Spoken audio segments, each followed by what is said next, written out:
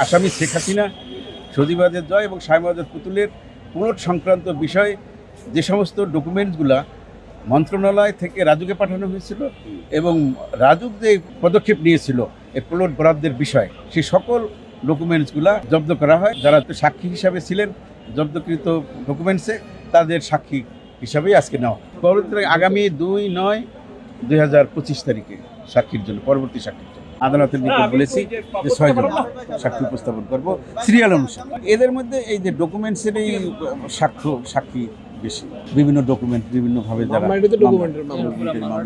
Documentary ওই ডকুমেন্টসেরই সাক্ষী। আমরা 6 জন সাক্ষীর জন্য আদালতের কাছে প্রার্থনা করেছি। 6 জন সাক্ষী না, ওই দিন ডিটেলস পাবেন না, পাবেন তদন্ত কর্মকর্তা যেদিন সাক্ষী দিবে। আমরা তদন্ত কর্মকর্তা যেহেতু বড় সাক্ষী, আমরা সর্বশেষে দিকে দেওয়ার ব্যবস্থা করি। 5 জন তারা যে এই আসামি শেখ হাসিনা, সজীবাদের জয় এবং শামীম পুতুলের পুনঃ সংক্রান্ত বিষয়ে যে সমস্ত ডকুমেন্টসগুলা মন্ত্রণালয় থেকে রাজুকে পাঠানো হয়েছিল এবং রাজুক যে পদক্ষেপ নিয়েছিল এই প্লট বরাদ্দের বিষয় সেই সকল ডকুমেন্টসগুলা জব্দ করা হয়। যারা সাক্ষী হিসাবে ছিলেন জব্দকৃত ডকুমেন্টসে তাদের সাক্ষী হিসাবেই আজকে নেওয়া।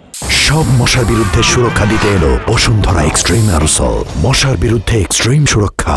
না, যেহেতু আসামিরা পলাতক, সবাই পলাতক, তাদের পলাতকের তো এখানে জেরা করার কোনো সুযোগ নাই। তারা আবেদনও করে, আর আবেদন করলেও মঞ্জুর হতো না, যেহেতু তাদেরকে আসতে হতো, তাদেরকে সারেন্ডার করে এখানে জামিন নিয়ে তারপর আসতে হতো। পরবর্তীতে আগামী 2/9/2025 তারিখে সাক্ষীর জন্য পরবর্তী সাক্ষীর জন্য গত তারিখে এজাহারকারী বাদী হিসাবে সাক্ষী প্রদান করেছেন।